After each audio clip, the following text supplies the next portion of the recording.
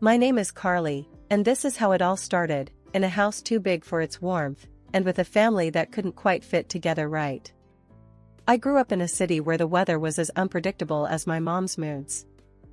I remember that morning, the clatter of dishes and the smell of burnt toast filling the air as Mom, Susan, moved around the kitchen. My stepdad, Richard, sat at the table, flipping through the newspaper, his glasses perched on the bridge of his nose. "You need to eat quicker, Carly," Mom snapped as I slowly spread jam over my toast. "I don't have all morning." I kept my eyes on my plate, counting the seconds. Richard sighed. "Susan, she's just a child. Let her be."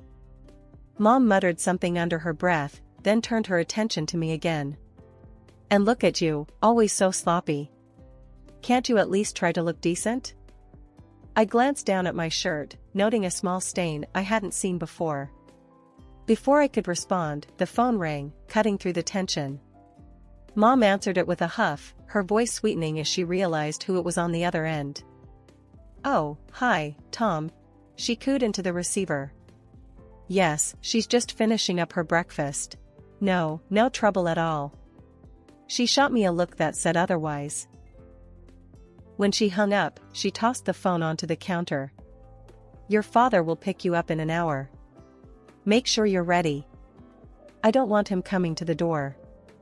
"Why can't he come in?" I asked, my voice small. Mom's laugh was short and sharp. "Why? You want everyone to see the kind of man he is?" "No, thank you. I have a reputation to maintain." I knew what she meant. Dad lived in a rundown part of town, his life a far cry from the polished existence Mom had with Richard. He drove an old, beat-up car and wore clothes from discount stores, but none of that mattered to me. He was Dad. He was kind. The hour passed quickly, and soon I heard the honk outside. Grabbing my backpack, I headed for the door. "Remember what I said?" Mom called after me. "Directly to the car, Carly. No dawdling." Outside, Dad was leaning against his car, a smile lighting up his face when he saw me. "Hey, pumpkin, ready for a fun weekend?" I ran to him, his arms open wide for a hug. "Yeah, Dad." As we drove away, I glanced back to see Mom watching from the window. Her expression was unreadable, but I knew she was relieved to have me out of the house. The drive was filled with small talk about movies and books, and plans for the weekend. Dad always made things simple, easy to understand, and never made me feel like I was too much or too little. He just accepted me as I was, and it was in those moments that I felt like I could really breathe. Life in our house took a turn when Mom announced she was pregnant again.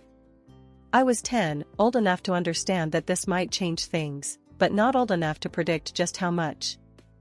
The day she told us, the kitchen had the sharp scent of lemon cleaner and the window was open, letting in the chatter of the neighborhood. I was doing homework at the table when she said it, just like that, no lead-in. "I'm expecting a baby with Richard," she declared, her eyes shining. Richard was there, his hand on her shoulder, both of them looking like they'd won something big. Richard grinned, patting my head a bit awkwardly. "You're going to be a big sister, Carly." Mom was watching me closely, like she was waiting for something more. "Well, Carly? Aren't you excited? You'll have a little brother or sister." "Yeah, excited," I mumbled, but her stare made me nervous. She had this way of drilling into you with her eyes. Over the next few months, the house filled up with baby stuff, new furniture, clothes, and toys. Everything was shiny and expensive, the kind of stuff that never filled my own room. Mom's belly grew, and so did her obsession with the perfect family image she wanted to showcase. The day my sister Lily was born, I was at school. I found out when Richard picked me up, his face serious. "You've got a little sister now, Carly." Standing next to the crib, I felt clumsy and large. Lily was tiny, her face scrunched and red. I reached out, my finger lightly touching Lily's small hand. Her fingers curled around mine, and something tightened in my chest. "She's really cute," I admitted, a genuine smile breaking through. Mom watched us, her smile tight but approving. Just remember, Carly, babies take a lot of work. You'll need to help out and not make things harder. I nodded, used to her warnings. Life at home shifted dramatically. Lily's cries filled the nights, and my help was enlisted more often than not. Carly, grab the diapers. Carly, can you watch Lily while I shower? It was tiring, but it was also the most Mom had spoken to me in a long time. Yet, it wasn't the warm, sharing tasks I had imagined. It was orders barked between the wails and the little sleep. As days turned into weeks, and weeks into months, Lily's presence grew, as did the space she occupied in everyone's life but mine. My small corner room felt even smaller, my world reduced as hers expanded. I tried to find joy in it, in being the big sister, but often, it felt like I was just on the outskirts, looking in. Carly, don't be too loud. Carly, don't give her that, it's too small, she could choke. Carly, let's not bother your sister. Mom's constant instructions made it clear, I was the outsider in my own home, always stepping wrong, always too much or too little, never just right. When Mom told me I was moving in with Dad full-time, it didn't feel real. The news came out of nowhere on a cold Thursday evening. I was doing homework in my tiny room, the one that used to be a storage closet, before Lily came along. You're going to live with your father, Mom announced, leaning against the doorframe with her arms crossed. Her voice was flat, like she was talking about the weather, not changing my whole life. I looked up from my books, confused. What? Why? It's better this way. Richard and I can focus on Lily, and you, well, you need a change. She didn't even try to sound sorry. Does Dad even know about this? My voice cracked a bit. I wasn't sure if I was angry or scared, maybe both. He agrees. Thinks it's a good idea. She turned to leave, then stopped. Pack your things. He's picking you up tomorrow after school. The next day was a blur. Dad's car pulled up right after the final bell. I dragged my suitcase to the curb, feeling everyone's eyes on me. Dad jumped out to help, his face tight with worry. The drive to Dad's place was quiet at first. He kept glancing over, trying to read my face. You okay, Carly? I don't know, Dad. It's weird. Mom just kicked me out. Dad didn't answer right away. Look, it's tough, I know. But we'll make it work. You and me, okay? We're a team. Moving into Dad's apartment felt like stepping into another world. His place was small, cluttered with books and old furniture. There wasn't much room, and my room was actually the living room couch. That night, we sat at his tiny kitchen table, a pizza between us, trying to make plans. School's different here, but you'll adjust. You're tough, Carly. Tougher than you think. The first few months at my new school were rough. The hallways were battlegrounds, and words, sharper than knives, were often thrown my way. Hey, why you even here? Nobody needs another quiet mouse. Some would jeer as I walked by, my head down, my heart sinking a bit more each day. One evening, as I slumped on the couch staring blankly at a textbook, Dad came in from his late shift, looking as worn as I felt. He tossed his keys on the table and grabbed a couple of sodas from the fridge. He handed me one and sat down across, his brow furrowed with concern. Carly, we need to talk about college. I've been doing some numbers, and well, I can't cover it. Not without some help. His fingers drummed on the table, a nervous habit of his. So, what does that mean? I felt a cold wave of worry. It means there are a few ways this can go, he continued. First, you could work hard, get involved, and maybe land a scholarship. Or, you might have to work and study, which won't be easy. And, he hesitated, then added, there's always the option of not going at all. I shook my head immediately. No, I don't want that. I'm not giving up on school. The determination in my voice surprised even me. Dad nodded, looking relieved. I hoped you'd say that. So, think you can step it up? Maybe join some clubs, get your grades up? From that night, things began to change. I approached school with a new purpose. Avoiding wasn't an option anymore. I started showing up early, staying late, and getting involved wherever I could. It wasn't easy at first. The library became my refuge, the place where I could escape the whispers and focus on what really mattered. One afternoon, Mrs. Jenkins, the school librarian who had taken a quiet interest in my frequent visits, approached me. "You're here a lot, Carly. Ever thought about helping out with the school radio? We need someone to manage the broadcasts." I hesitated, the idea of putting myself out there was terrifying. But then, I remembered Dad's words and my promise to myself. "Sure, I can help out," I managed to say. "Great. There's a meeting after school today. You should come," Mrs. Jenkins said with a smile, and just like that, I was involved. Working with the school radio was nothing like I imagined. It gave me a voice, quite literally, and people started seeing me differently. "Hey, that was a cool segment yesterday," someone would say, and I'd nod, a small smile creeping up. I even surprised myself by running for a student council position. Standing in front of the school, delivering my campaign speech, was one of the scariest things I'd ever done. "I'm here because I believe we can all do better, together," I declared, my voice shaking less with each word. When I won the presidency, even if only for a few weeks, it felt like a victory not just for me, but for anyone who had ever felt underestimated. By the end of high school, my efforts paid off. I received a grant to study finance in college, a field I had grown passionate about thanks to all the budgeting I did with Dad at home. It was more than just an escape from my situation, it was a chance to redefine it. The night I got the acceptance letter, Dad and I celebrated with cheap takeout pizza. "I'm proud of you, Carly. You did it," Dad said, his eyes misty. Leaving for college was bittersweet. I was ready to start fresh yet again, but leaving Dad and our little cramped apartment tugged at my heart. As I packed my bags, he came over with an old radio. "For your new dorm," he said, setting it beside my suitcase. College life started with its own set of challenges, but I was ready for them. I got an increased scholarship, which meant I didn't have to lean on Dad for money. That independence felt good, really good. I even managed to snag a part-time job at the college library. One evening, during one of our weekly phone calls, I told Dad about the job. He laughed, his voice warm and teasing over the phone. "Look at that, my daughter's keeping me afloat now." I chuckled, rolling my eyes even though he couldn't see. "Yeah, right, Dad.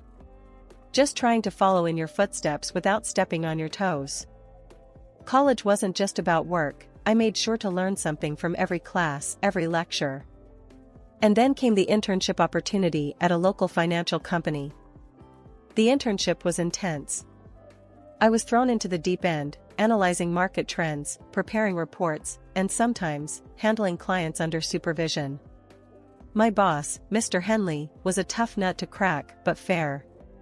He didn't hand out compliments easily, so when he told me, "You've got a knack for this, Carly. Keep at it," it meant the world. As my college years wrapped up, I didn't just leave with a diploma, I left with a job offer from the financial company where I interned. It was more than I could have hoped for. I found a small apartment near work, and settled into a rhythm. Dad was over the moon when I told him. "That's my girl, making waves," he'd said on the phone, and I could practically hear his grin. A couple of years into my job, I was climbing the ladder, making a name for myself in the firm. It was at a party thrown by one of my former classmates that I met Arnie. He was funny, smart, and had a kindness in his eyes that drew me in. We started dating, and it wasn't long before I felt like he should meet Dad. The day came, and I was a bundle of nerves. We drove to Dad's place, Arnie with a bottle of Dad's favorite whiskey in hand as a peace offering. Dad opened the door, saw Arnie, and the first thing he said was, "So, you're the young man making my daughter smile like that?" Arnie grinned, handing over the whiskey. "I'm trying my best, sir." They hit it off, talking about baseball, the whiskey, and occasionally embarrassing me with tales of my less graceful moments. Seeing them together, getting along, meant more than I could say. Now at 28, with a career on the rise and a man who cared deeply for me, life was looking up. It wasn't just about making it on my own anymore, it was about building something lasting. And for the first time in a long time, I was genuinely excited about what the future held. The day I got the call from Mom was like any other. I was in my apartment, sorting through some work documents, when my phone rang. Seeing Mom flash on the screen was enough to make my heart skip a beat. It had been years. "Carly, I need a favor," she said, without any pleasantries. "Lily is going to college in your city, and we paid her tuition. Can she stay with you?" The request caught me off guard. Stay with me? As in, live here? Yes, it would really help us out. Plus, it could be good for you two to spend some time together, Mom pressed. I hesitated, the old feelings of being the less favored child creeping in. But I pushed them aside. "Okay, Mom. For you, I'll do it." Lily's arrival was like a whirlwind. She had 3 suitcases just for clothes and shoes, and her beauty routine took up more bathroom space than I thought possible. As days turned into weeks, her presence began to reshape my life. She was always either preparing for a party or recovering from one. Her idea of a quiet evening was coming home at 3 in the morning, tipsy and giggling on her phone. Her lifestyle was one thing, but what really strained our cohabitation was her attitude towards college and life in general. "I'm not really into the whole studying thing," she once said during breakfast. "I'm just here to have fun and maybe meet a rich husband." I choked on my coffee. "Lily, you need to take your studies seriously. Mom and Richard are paying a lot for your college." She shrugged, popping a grape into her mouth. "Whatever. I don't see why I should bother. That's like, your thing, not mine." But the real trouble started when Arnie came into the picture. He'd been over a few times since Lily moved in, and I'd noticed the way she looked at him. I didn't want to believe she'd actually try anything until one night, Arnie pulled me aside, his expression grave. "Carly, we need to talk," he said, guiding me to the balcony for privacy. "Lily's been making advances. She's been pretty explicit about what she wants. I didn't want to tell you, but..." I felt a mix of anger and embarrassment. "I'll handle it." Confronting Lily was inevitable. I found her in the kitchen, flipping through a magazine. "We need to talk about Arnie," I started, trying to keep my voice even. She looked up, her eyes cool. "Oh? What about him?" "He's my fiancé, Lily. And he told me what you've been doing. It needs to stop." Lily laughed, a sound that chilled me. "Please, Carly. Like I'd want your boring finance guy. But if I did, I could have him. I get what I want." That was the last straw. "You need to find somewhere else to live, Lily. I can't have you disrespecting me and my relationship under my own roof." Within an hour of her shameful leaving, Mom called. "How dare you kick your sister out? You always were a difficult child, Carly. I should have known better than to trust you with your sister," Mom hissed, before hanging up. Sitting alone in my suddenly quiet apartment, I realized that no matter how hard I tried, it might never be enough for them. But as I looked around, I knew I had to protect my peace, my life, and my future with Arnie, even if it meant distancing myself from the family chaos once again. It had been 2 years since the fallout with Lily and the harsh words with Mom. My life had found a smoother rhythm, one filled with work achievements and quiet moments with Arnie. That peace was briefly interrupted when I heard about Lily through the grapevine. She had dropped out of college and was getting married to some rich guy she met. Curiosity and a sliver of familial duty nudged me to pick up the phone and call home to offer congratulations. It was Mom who answered, her voice as chilly as ever. "Hi, Mom. I heard about Lily. I just wanted to say congratulations," I said, trying to keep my voice neutral. "Oh, is that so? Well, don't bother. We're not waiting for you at the wedding. It's for rich people, not beggars," she spat out harshly. The words stung more than I expected. "I see. Well, I wish her happiness all the same," I managed before ending the call. the familiar hurt settling in my stomach. Later, I learned they spared no expense for Lily's wedding. Lavish decorations, expensive attire, and even live singers, the works. It was all over social media, a spectacle for all to see. Fast forward 2 more years, and life brought its own surprises. Arnie, with his gentle smile and eyes full of love, proposed. It was simple, but perfect. No fancy backdrop, just us and the sincerity of our bond. Of course, I said yes. Excited, I called Dad first. Dad, Arnie proposed. We're getting married. Really? That's wonderful, Pumpkin. I wouldn't miss it for the world. Dad's voice boomed through the phone, filled with genuine happiness. Emboldened by his enthusiasm, I made a decision I knew might end in disappointment. I called Mom to invite her to the wedding. Mom, I'm getting married. I would like you to come, I said, each word weighed with a mix of hope and apprehension. There was a pause, then a cold laugh. To your wedding? With that man of yours? No, thank you. I don't mingle with losers. On the wedding day, everything was simple yet beautiful, the decorations minimal but elegant, the guest list small but heartfelt. Dad arrived early, beaming with pride. You look beautiful, Carly, Dad said as he took my arm to walk me down the aisle. Thanks, Dad. I'm glad you're here, I replied, squeezing his arm, the emotions of the day catching up to me. As we walked, I felt the weight of the past challenges lift. Here was a man who had never once made me feel less than loved, walking me toward a future with a man who cherished me just as deeply. The ceremony was everything I could have hoped for. Arnie's vows were heartfelt, and mine were a promise of commitment and love, witnessed by our closest friends and family. There were no grand gestures, just the pure, simple affirmation of our bond. Life had a way of coming full circle in the most unexpected ways. Just when Arnie and I were celebrating the news of our pregnancy, reveling in our little bubble of impending joy, my phone rang. The screen flashed Mom, a name that now brought more tension than warmth. Carly, Mom's voice came through the line, sharp and urgent. We need your help. What's wrong? I asked, despite a sinking feeling in my gut. It's serious. We've lost everything. The house is mortgaged to the hilt, Richard's business has tanked, and, well, Lily's marriage didn't pan out either. What happened with Lily? I found myself asking before I could stop. She made some mistakes. Her husband has thrown her out, and he's demanding money for her cheating, Mom explained, each word laced with a mixture of anger and desperation. We have nowhere to go, Carly. We need to stay with you, just until we sort things out.